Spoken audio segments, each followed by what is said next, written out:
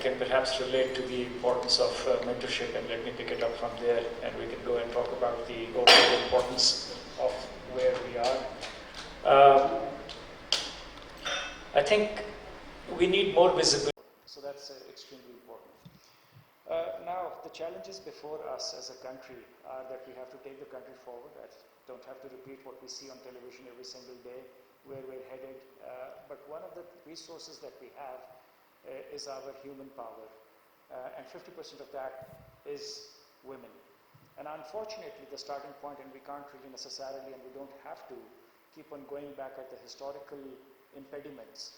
I think the right question to ask is, what can we do today to make sure that there's a better and a smarter and a more prosperous future for our country? We have constraints, we've had constraints in the past. We can term them cultural, religious, societal. Those have been barriers, those have been roadblocks. I think the right question is, what do we need to do today to make sure that we can overcome them? Technology, and that's what Jazz represents, is a great equalizer. What we have in our hands in the shape of a smartphone is a great liberator. It is a great equalizer in terms of education, in terms of socio-demographics, and it empowers everybody, rich, poor, smart, less smart, if they really want to be able to do that. However, I'll mention a couple of points that highlight the imbalance even when it comes to the use of technology. While I keep on saying that the smartphone is a remote control to our lives, and it is not only going to be a tool for communication, it is basically where you will get educated. This is where you will conduct commerce. This is how you will be informed about news, or how you will get entertained and entertain others. The sad reality is that even in our country today, women are about 38% less likely to own a mobile phone. And that's a divide that we must overcome. They're about more than 50% less likely to own a smartphone, which, as I said, is the remote control to your life. So we are depriving women by our inaction of not having that empowering remote control. We must take stronger, longer strides to make sure that we can get rid of that imbalance. This is the thinking behind our endeavor today and our partnership with our colleagues from UNDP.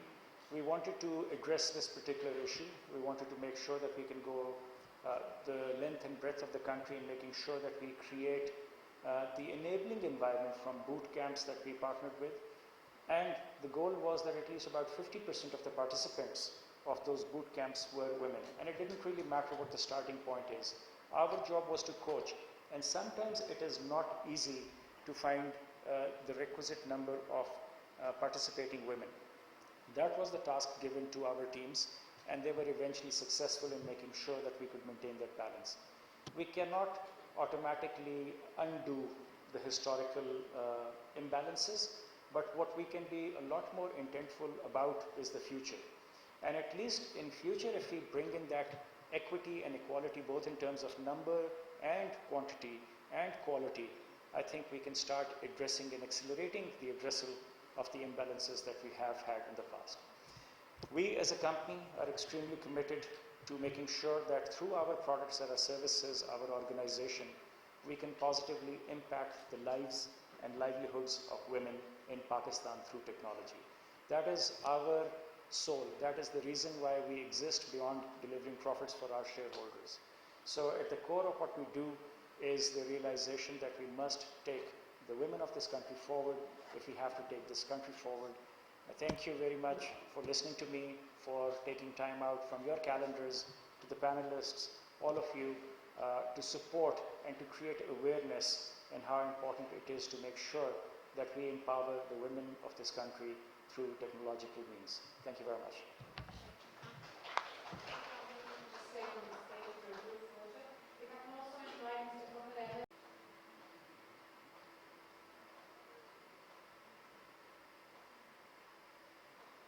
Can be all they can be. Thanks to UNDP and Jazz for conducting such type of boot camps and sessions for women to upskill their professional skills and accelerating women entrepreneurship, celebrating their successes, and providing the medium to untap the unlocked potentials. Thank you so much. To work session.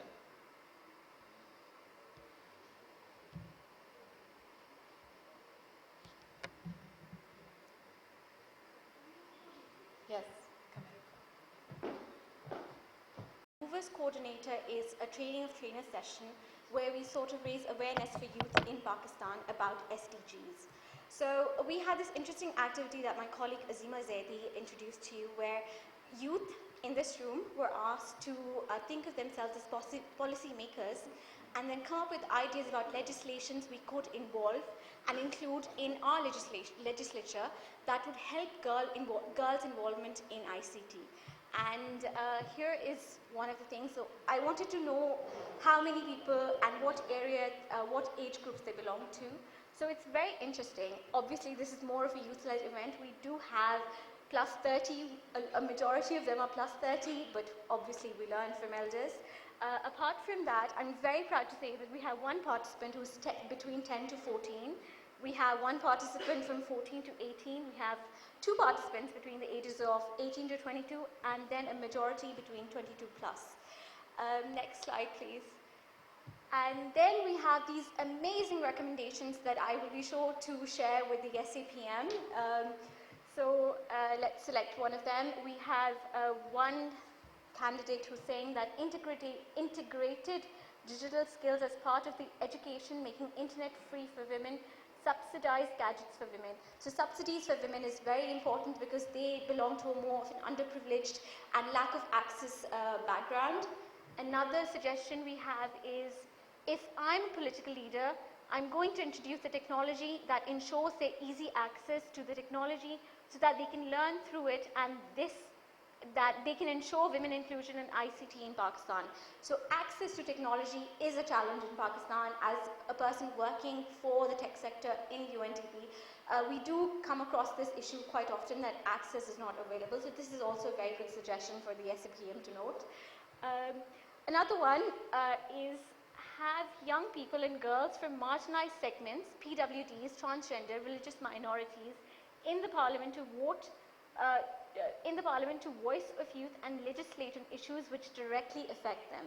So inclusion of women of all sectors, PWDs, transgenders, religious minorities is very important. I apologize, transgenders do not belong to the female category. However, they are a minority that we do need to include. These are some of the suggestions. Unfortunately, due to shortage of time, we won't be able to read out all of them, but I'll be sure to share them with the Youth Affairs Department for further suggestions. Thank you so much. अस्सलाम वालेकुम जी। पहली बात तो यह है कि जिस तरह हमारे कायद ने फरमाया कि अगर हमने अपने मुल्क को आगे बढ़ाना है तो हमने इसकी ख़वातीन को आगे बढ़ाना है। आज का जो इवेंट था उसमें यही है कि हमने जो ICT का जो शोबा है, जिसमें इंफॉर्मेशन कम्युनिकेशन और टेक्नोलॉजी को मिला के हम ICT कहते हैं, ये बड़ा एक ज़रूरी शोबा है पाकिस्तान के लिए तरक्की के लिए। इस शोबे में ख़वातीन की जो शमूलियत है वो बहुत कम है। जैज़ की ये काविश रही है हमेशा से कि हम जो भी कदम उठाएं उसमें पाकिस्तान की ख़वातीन को टेक्नोलॉजी से इनेबल करें, उनकी ज़िंदगी, उनकी आमदनी, उनकी बेहतरी के लिए जो टेक्नोलॉजी सहूलतें प्रोवाइड कर सकती हैं। हमारी कोशिश यही रही है कि हम उसको अफोर्डेबल करें, उसकी अवेयरनेस बढ़ाएं, डिजिटल स्किल्स करें। तो आज के इवेंट जो है ये हमारे जो काविशों की है उसकी अक्कासी करता है। यही हमारी इंटेंशन रही है और मैं बड़ा खुश हूँ कि आज पार्टिसिपेशन भी बड़ी अच्छी रही है। हमने UNDP के साथ एक पार्टनरशिप की है जिसके थ्रू हमने पूरे पाकिस्तान में बहुत सारे बूट कैंप्स किए हैं। बूट कैंप्स में हमने ख़वातीन की जो टेक्नोलॉजिकल और डिजिटल स्किल्स हैं उसके ऊपर डेवलपमेंट के ऊपर काम किया है। So again this is a much needed step for the country और आई होप कि हमें देखते हुए बाकी कंपनीज भी जो हैं वो इस शोबे में और इस जर्नी में हमारा साथ दें। आमिर साहब, आगे पाइपलाइन में कौन कौन से प्रोजेक्ट्स हैं जो कि आप गर्ल्स एजुकेशन, गर्ल्स एम्पावरमेंट के लिए जो है वो करेंगे? देखिए, सबसे बड़ा जो हमारा इवेंट है जो एक प्रोजेक्ट है वो यही है कि हम एक इसके ऊपर अवेयरनेस क्रिएट कर रहे हैं। फिर जैज़ कैश हमारा एक फाइनेंशियल फिनटेक जिसको कहते हैं, उसमें हम कोशिश ये कर रहे हैं कि ख़वातीन को नैनो लोन्स या जो लोन्स हैं उनकी सहूलतें जो हैं वो ज़्यादा आसानी से दी जा सकें। डिजिट 4G हमारा एक 4G का एक हैंडसेट है, उसकी हमने कीमत कम की है। हम सिम्स जो हैं वो ज़्यादा लोअर बैरियर के ऊपर ख़वातीन के लिए कर रहे हैं क्योंकि ख़वातीन मार्जिनलाइज्ड फाइनेंशली भी हैं और सोसाइटली भी हैं। तो हमारे जितने भी प्रोडक्ट्स हैं उनकी जो कीमतें हैं वो वुमेन के लिए ज़्यादा अफोर्डेबल होंगे। ठीक है जी, शुक्रिया बहुत बहुत।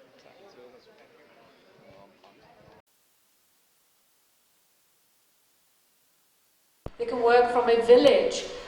They can work from any environment. So I think that is a key reason why we need. I don't know who's good.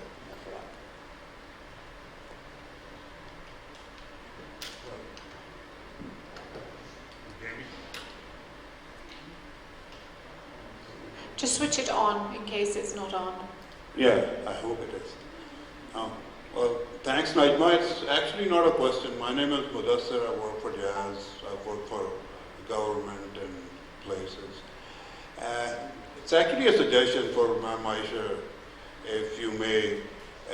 Government currently has industry funded. I don't really know whether that continues elementary to middle and their orientation to ICTs. So Microsoft and a lot of people came together to do this. USF funded this. Actually, you can see labs and curriculum and teachers, freshly inducted teachers, not the government teachers, government's initiative also. So maybe a relook at that would help this subject on developing girls in ICT. Thank you. The private sector. We also have huge funds available with Ignite. So that is also an organization which is working a lot for encouraging women participation in ICT. So we'll definitely do whatever is possible, and being additional, the only female in the senior management of Ministry of IT, I think it's extremely important that we continue to do these things, and we will try our best to ensure. There are ways we can go around. I know whenever we want to stop something, we involve the legality around it. But having worked on both sides, maybe still possible. And this fund mechanism is more sustainable because we know. मुझे आपकी आवाज़ सही नहीं आ रही क्योंकि mic नहीं आपके हाथ में. मैं अगर comment कर दूँ, I would like to speak to Mudassir Saab of discontinued democratic process, which has led to lack of development within the democratic institutions, which has in turn led to discontinuation of policies once the governments change. And it has been a very unfortunate issue within the overall development of the country. I will just give you one example. This program that I'm heading right now was initiated in 2013. And then the nomenclature changed and it became Kamyab Jawan, which was fine. They dropped a few initiatives like laptops and scholarships, etc., which was also fine. But what is not fine is that they erased all the data that was available for all the government projects that were done by this program from 2013 to 2018.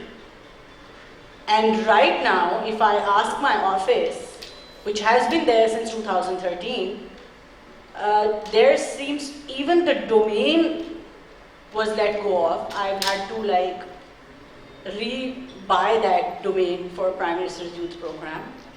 The data wiping is to the extent that I can't find the stats for the laptops that were distributed. I can't find the data for the business loans that were disbursed. We can't find data for the scholarships that.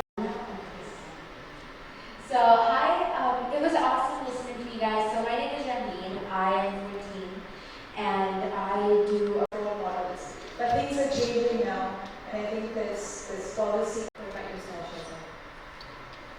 I think it's absolutely right. Main, factor that has been assisting us.